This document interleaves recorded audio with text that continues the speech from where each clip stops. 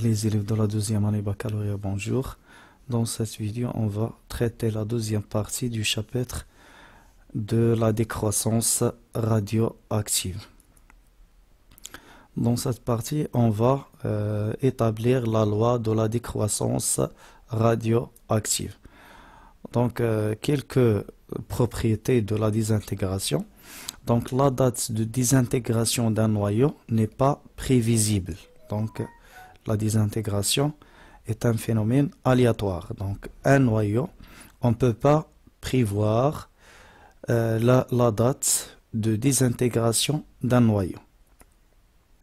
Donc, l'aspect aléatoire de la désintégration nous oblige d'utiliser les probabilités, c'est-à-dire des études statistiques. Donc, on va étudier quelques échantillons, plusieurs échantillons d'un élément radioactif pour établir une expression temporelle du nombre de noyaux.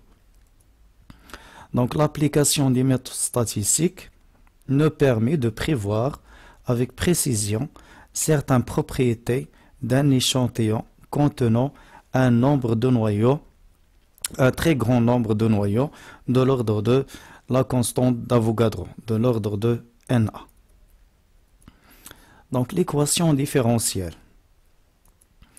Donc soit N0, le nombre de noyaux présents à l'instant t égale 0 dans un échantillon. Donc à un instant t, il reste un nombre de noyaux qu'on note N. N, le nombre de noyaux présents à la date t, restant à la date t. Donc après une durée delta t très brève, un certain nombre de noyaux radioactifs se sont désintégrés. Donc l'étude statistique a montré que le nombre de noyaux désintégrés pendant la durée delta t est proportionnel à la durée delta t et le nombre de noyaux N de t. Donc le nombre de noyaux désintégrés est proportionnel à la durée delta t et le nombre de noyaux présents à l'instant t. C'est-à-dire que le nombre de noyaux désintégrés moins delta n, car le nombre de noyaux décroît au cours du temps. Donc le nombre de noyaux désintégrés pendant la durée delta t est proportionnel au nombre de noyaux présents à l'instant t et la durée delta t. Une constante de proportionnalité. Donc moins delta n, c'est le nombre de noyaux désintégrés pendant la durée delta t est proportionnel à la durée delta t et le nombre de noyaux. Donc cette expression peut être écrite sous la forme delta n sur delta t plus lambda fois n de t.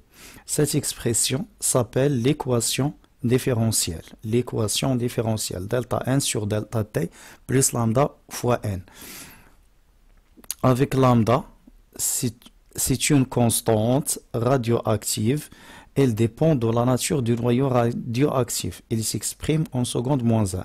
Donc chaque noyau radioactif a une constante différente. Lambda, c'est une constante associée au noyau radioactif. Donc chaque noyau radioactif a une constante lambda différente.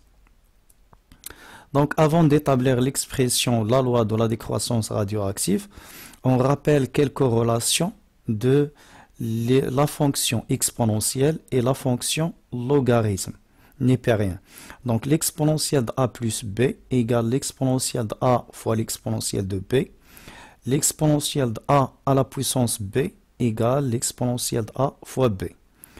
L'exponentielle de 0 égale 1. Log népérien de 1 égale 0. Log népérien de a plus log népérien de b égale log népérien de a fois log népérien de b. Log népérien de a moins log népérien de b égale log népérien de a sur b. Log népérien de 1 sur a égale moins log népérien de a. Log népérien de a à la puissance b égale b log népérien de a. Et une autre expression très importante, log népérien de l'exponentielle de a égale a.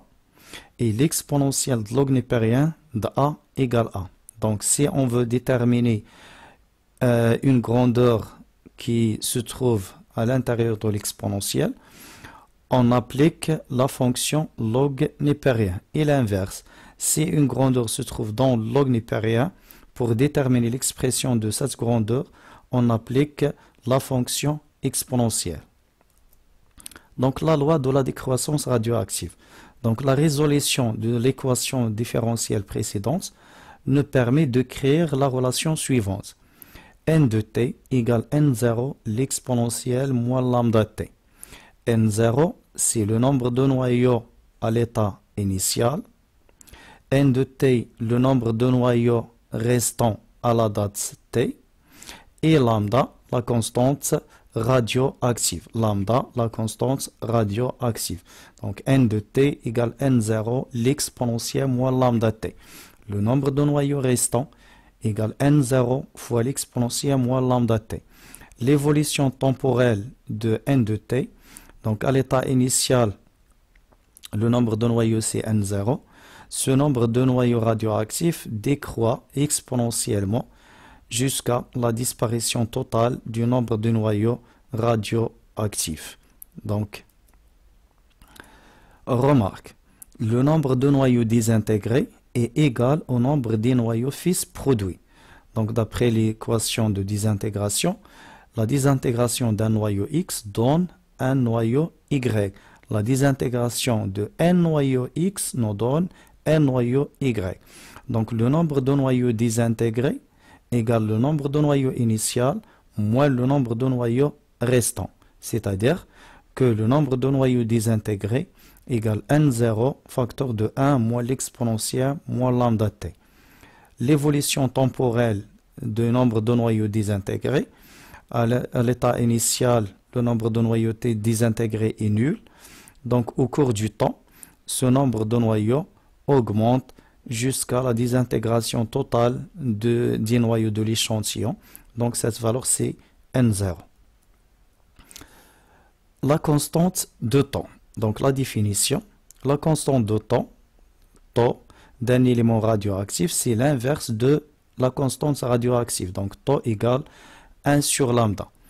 Ce temps représente la durée au bout de laquelle il y a désintégration de 63% des noyaux d'un échantillon.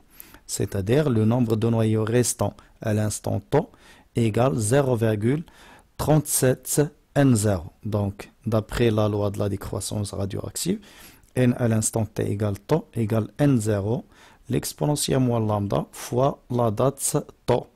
Lambda fois tau, d'après cette expression, c'est 1. Donc, N restant à l'instant t égale tau égale N0 l'exponentielle moins 1. L'exponentielle moins 1, c'est 0,367, donc presque 0,37 N0.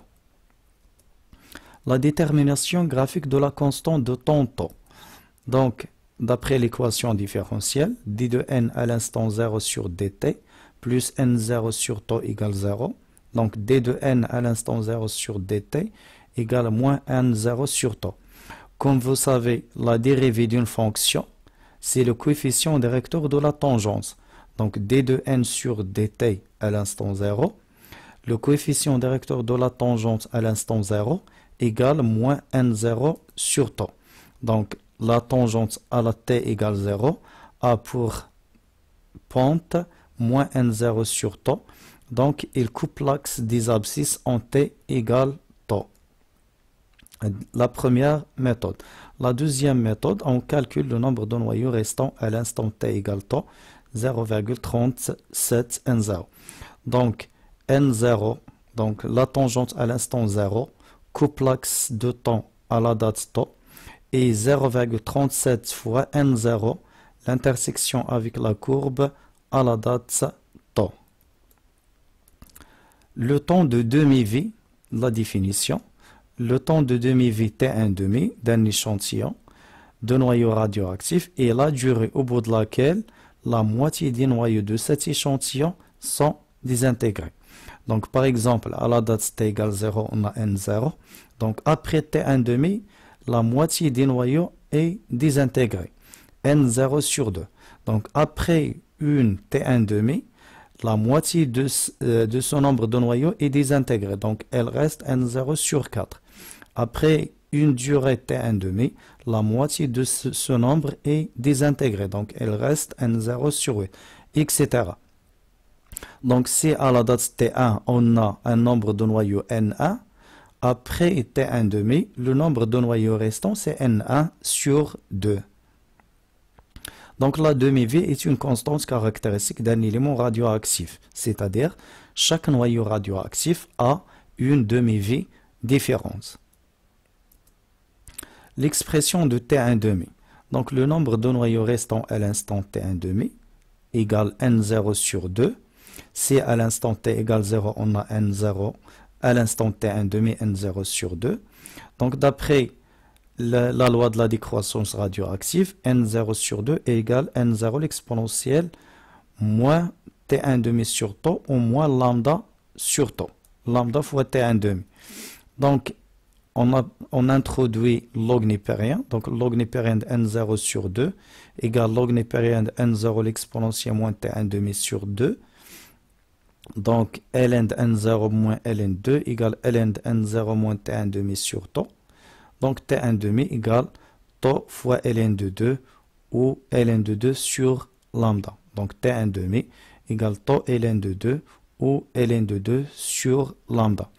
Donc comment détermine-t-on la valeur de t1 demi? Donc on a n0.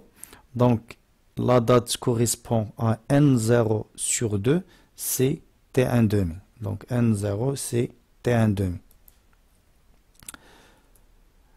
Application ou un exemple d'application de la loi de la décroissance radioactive. Donc on considère un échantillon contenant une date t à une date t égale 0, un nombre de noyaux radioactifs n0. La question 1, sachant que le nombre de noyaux restants à l'instant t1 égale n, déterminer la valeur de la constante lambda. Donc selon la loi de la décroissance radioactive, n de t égale n0 l'exponentielle moins lambda t. Donc n sur n0 égale l'exponentielle moins lambda t1. Donc log népérien de n sur n0 égale log népérien de l'exponentielle moins lambda t. Et comme vous avez vu, log népérien de l'exponentielle de x c'est x. Donc log népérien de l'exponentielle moins lambda t1 c'est moins lambda t1. Ce qui nous donne que lambda égale log népérien de n sur n0 sur moins t1. Donc lambda égale log népérien de 0,0625 sur moins 10. Donc c'est 0,277 en moins 1. Ou lambda égale 8,78 10 à la puissance moins 9 secondes moins 1.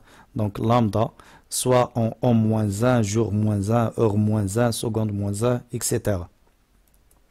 La question 2, déduire la valeur de temps de demi-vie. Donc la valeur du temps de demi-vie, donc t1 demi égale ln de 2 sur lambda. Donc t1 demi égale ln de 2 sur 0,277, donc c'est 2,5 ans. Et en seconde, t1 demi égale 7,88 10 à la puissance 7 secondes. La question 3, déterminer le nombre des noyaux restants à l'instant t2 égale 4 ans. Donc à l'instant t égale 4 ans, selon la loi de décroissance radioactive, n de t égale n0 l'exponentielle moins lambda fois t. Donc n à l'instant t2 égale n0 l'exponentielle moins lambda fois t2. Donc on remplace n0 et lambda et t2 par leur valeur. Donc n0 10 à la puissance 24, l'exponentielle moins 0,277 fois 4. Donc le nombre de noyaux restants 3,3 fois 10 à la puissance 23 noyaux. La question 4, déterminer le nombre des noyaux désintégrés à l'instant t3 égale 6 ans. Donc l'application de la loi de la décroissance radioactive, le nombre de noyaux désintégrés, c'est n0 facteur de 1 moins l'exponentielle moins lambda t.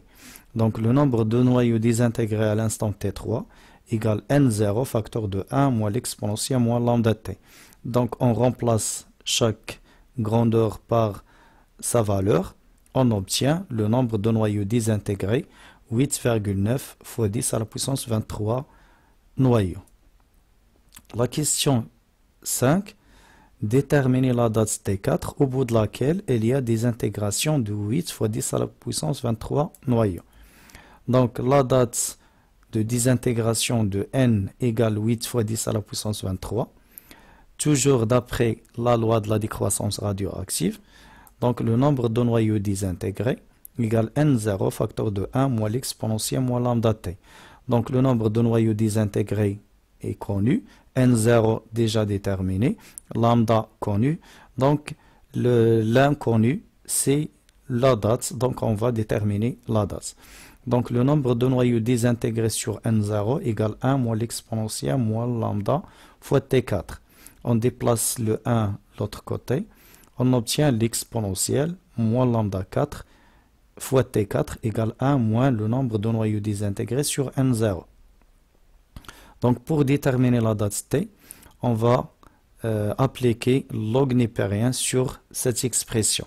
Donc on obtient log népérien de l'exponentielle moins lambda fois T4, c'est moins lambda fois T4 égale log népérien de 1 moins N désintégré sur N0. Donc T4 égale moins 1 sur lambda ln de 1 moins n désintégré à l'instant T4 sur N0. Donc application numérique, on détermine la valeur de T4. La question 6, déterminer la date T5 au bout de laquelle il y a des intégrations de 20% des noyaux initiaux. La même chose, donc la désintégration de 20% des noyaux, donc elle reste 80%. 80%, c'est 80 sur 100 de N0. Donc, le nombre de noyaux restants, c'est 0,8 N0 égale N0 l'exponentielle moins lambda fois T5. Donc, 0,8 égale l'exponentielle moins lambda fois T5. Donc, pour déterminer T5, on applique la fonction log népérien. On va faire entrer log népérien. Donc, log népérien de 0,8 égale moins lambda fois T5. Donc T5 égale log népérien 0,8 sur moins lambda. Et par application numérique, on détermine la valeur de T5. Passons maintenant à l'activité d'un échantillon radioactif. La définition. L'activité d'une source contenant n noyaux à la date T est égale au nombre de noyaux désintégrés par unité de temps et plus précis par seconde. Donc l'expression de A de T, c'est moins D de N de T sur DT. L'unité de A de T, l'unité internationale, c'est le becquerel. Donc l'activité se mesure en becquerel. Un becquerel correspond à une désintégration par seconde. Donc si A de T égale 10 à la puissance 4 becquerel, donc la vitesse de désintégration à cet instant égale 10 à la puissance 4 désintégration par seconde. L'évolution temporelle de l'activité. Donc A de T égale moins D de N de T sur DT égale lambda fois N de T. Donc cette expression est déterminée à partir de l'équation différentielle. On a D de N de T sur DT plus lambda N de T égale 0. Donc moins D de N de T égale lambda fois N de T. Donc A de T égale lambda fois N de T. Donc l'activité est proportionnelle au nombre de noyaux présent dans l'échantillon. On peut montrer cette expression à partir de la loi de la décroissance radioactive. Donc A de T moins D de N de T sur DT. N de T, c'est N0 l'exponentielle moins lambda T. Une relation, la dérivée de l'exponentielle moins lambda T sur DT égale moins lambda, la dérivée de cette fonction, moins lambda fois l'exponentielle moins lambda t. La dérivée de l'exponentielle moins lambda t sur dt, c'est moins lambda fois l'exponentielle moins lambda t. Donc, A de t devient lambda fois n0 l'exponentielle moins lambda t. Donc, d'après cette expression, on peut tirer trois expressions. Donc n0 l'exponentielle moins lambda t, n0 l'exponentielle moins lambda t, c'est n de t. Donc on obtient a de t égale lambda fois n de t. Donc a de t égale lambda fois n de t. A0 égale lambda fois n0. A0 égale lambda fois n0. Donc cette expression devient a de t égale a0 l'exponentielle moins lambda t. Une remarque. Dans ces deux expressions, CA de t est exprimé en becquerel, donc lambda doit forcément s'exprimer en seconde moins 1. Donc d'après cette expression, l'évolution de l'activité suit une loi exponentielle et donc l'activité diminue de la moitié au bout de t égale t1 demi et l'activité diminue de 63% au bout d'une durée tau, etc. Donc la courbe de A de t est semblable à la courbe de n de t. Donc 0,37 à 0 correspond à la date tau. La même chose, la tangente à l'instant 0 coupe la date à l'instant tau. Et aussi à 0 sur 2 correspondant à la date t1 demi, le temps de demi-vie. Merci pour votre attention et à la prochaine vidéo, Inch'Allah.